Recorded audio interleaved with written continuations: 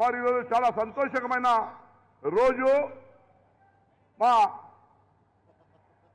ముఖ్యమంత్రి గారు మరి మన జైరాబాద్ రావడం మరి మీరు చూస్తున్నారు. గత 16 నెలలుగా కాంగ్రెస్ ప్రభుత్వం ఏర్పడ్డ తర్వాత పారిశ్రామిక రంగంలో జైరాబాద్ ఏ విధంగా దూసుకెళ్తున్నదో మనం అర్థం చేసుకోవాల్సిన అవసరం ఉంది. మీకు తెలుసా, ఆనాడు కాంగ్రెస్ హయాంలో 2013 గీతారెడ్డి గారు పరిశ్రమ శాఖ మంత్రులు ఉన్నప్పుడు, కేంద్రంలో మన్మోహన్ సింగ్ గారు ప్రధానమంత్రిగా ఉన్నప్పుడు, నేను మీ పార్లమెంట్ సభ్యునిగా ఉన్నప్పుడు మనకు నేమ్స్ రావడం జరిగింది. అది ఆనాడు కాంగ్రెస్ ప్రభుత్వంలో 12,500 ఎకరాలు సేకరించి ఒక ఇండస్ట్రియల్ పార్క్, మ్యానుఫ్యాక్చరింగ్ జోన్ ఏర్పాటు చేయాలని ఆనాడు కలలు కన్నాం. కానీ మేము పని మొదలుపెట్టిన ఒక 3,000 ఎకరాలు ఆనాడు అక్విజిషన్ జరగడం జరిగింది. తర్వాత టీఆర్ఎస్ ప్రభుత్వం 10 సంవత్సరాల అధికారంలో వచ్చింది.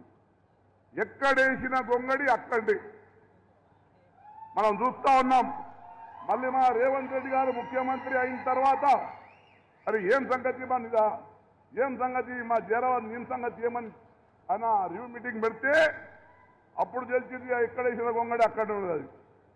మళ్ళీ ముఖ్యమంత్రి గారు ప్రత్యేక చొరవ తీసుకొని మరి దానికి ల్యాండ్ అక్విజిషన్ సంబంధించిన ప్రక్రియ పూర్తి చేయాలని అధికారులకు ఆదేశించి మరి ఈరోజు చూస్తూ ఉన్నారు.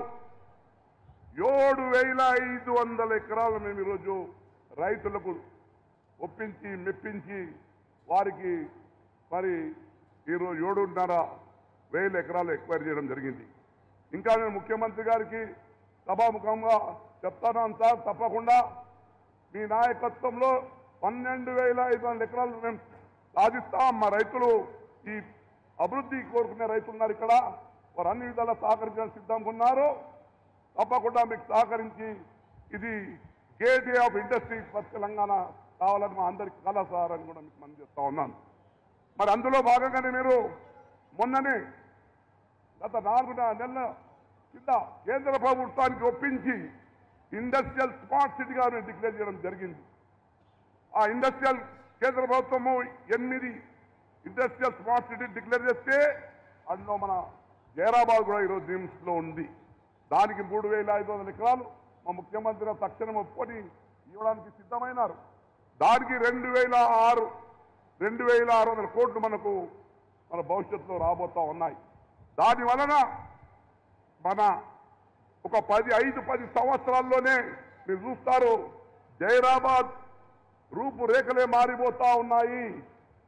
జైరాబాద్ ఈరోజు 1,50,000-2 లక్షల జనాభా ఉంటే ఇంకా మీరు 5-10 సంవత్సరాలు చూస్తారు కనీసం ఒక 10 లక్షల జనాభా ఉండే పట్టణంగా తీర్చి అవుతుందని నిపుణుల అంచనా. మరి నేను ఒకటే కోరుతా ఉన్నాను, మరి మొన్న హరీష్ రావు గారు వచ్చారు. మరి ఏవేవో మాటలు చెప్పి మరి ఎటువంటి అభివృద్ధి కార్యక్రమం చేయకుండా చేసిన కార్యక్రమాలని మేమే చేసినాము. ఈ కాంగ్రెస్ వాళ్ళు ఏం చేసిరు? మేమేమో నిధులు ఇచ్చినాము. ఏది ఎన్నికల ముందు ఎన్నికలు 2 నెలలు ఉన్నప్పుడు 3 నెలప్పుడు ఎస్డిఎఫ్ నిధులు ఇచ్చి అవి ఎన్నికల జీవోలుగా అటువంటి ఎన్నికల జీవోలకు 50,000 కోట్లు మా ప్రభుత్వంలో పడి ఉంటాయి. అయ్యా ఎన్నికల కోసం ఓట్ల కోసం జీవో ఇచ్చుడు కాదు. అట్లా జీవో ఇచ్చి ఉంటే మీరు 10 ఏళ్ల కింద జీవో ఏనుండ్రి ఆ పనులు కంప్లీట్ చేస్తే ఒప్పుకుంటుంటుంది. మరి అటువంటిది కాకుండా మా ముఖ్యమంత్రి గారు మరి అన్ని విధాలుగా జైరాబాద్ ప్రజలకు అండగా ఉంటానని మరి మాట ఇవ్వడానికి రావడం జరిగింది. మరి ఈ సందర్భంగా ఒక క్యాప్షన్ ఉన్నది, జైరాబాద్ నీమ్కు స్వాగతం, ఇది తెలంగాణ పరిశ్రమల అభివృద్ధి కొత్త ఇంధనం, ఉద్యోగ అవకాశాలకు కేంద్ర బిందువు, ప్రపంచ స్థాయి మౌలిక వసతులు, 3,500 ఎకరాల్లో స్మార్ట్ సిటీ, 12,500 ఎకరాలు తయారీ జోన్. ఇది అభివృద్ధి మరియు అవకాశాల సమ్మేళనం మారబోతుంది. ఇన్వెస్ట్ చేయండి, ఉద్యోగం పొందండి, భవిష్యత్తు నిర్మించండి, జైరాబాద్కు తప్పక రండి. ఇది మా స్లోగన్ అన్న. ఎందుకంటే మీ ఆధ్వర్యంలో తప్పకుండా భవిష్యత్తు మా జైరాబాద్ బంగారు భవిష్యత్తు ప్రాంతంగా మారుతుందని మేము ఆశతో ఉన్నాం. అదే కాకుండా నేను ఒక 4-5 విషయాలే చెప్పి ముగిస్తానన్నా. ముఖ్యంగా మా జైరాబాద్ మున్సిపల్ పట్టణం చాలా పెద్ద మున్సిపల్ పట్టణం. ఇక్కడ ఆనాడు మరి చాలా సీసీ రోడ్స్, డ్రైన్స్ అవసరం ఉంది. కొన్ని ప్రతిపాదనలు తయారు చేసి మీకు ఇవ్వబోతా ఉన్నాం.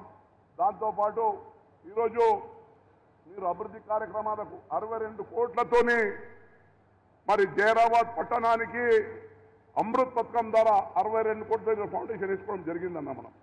దాని ద్వారా మన రేవంత్ రెడ్డి నాయకత్వంలో ఇంకొక సంవత్సరంలోనే కనీసం 24 గంటలు మనం మంచినీళ్ళ నీళ్లు మన జైరాబాద్ పట్టణ ప్రజలు తాగబోతున్నారని కూడా మనం చేస్తా ఉన్నాను. దాంతోపాటు మరి ఈరోజు ట్రాఫిక్ హెవీగా ఉంది. ఆర్ఓబి బ్రిడ్జ్ మీరు చూస్తున్న జైరాబాద్ పట్టణంలో అది కూడా కంప్లీట్ చేసినాం.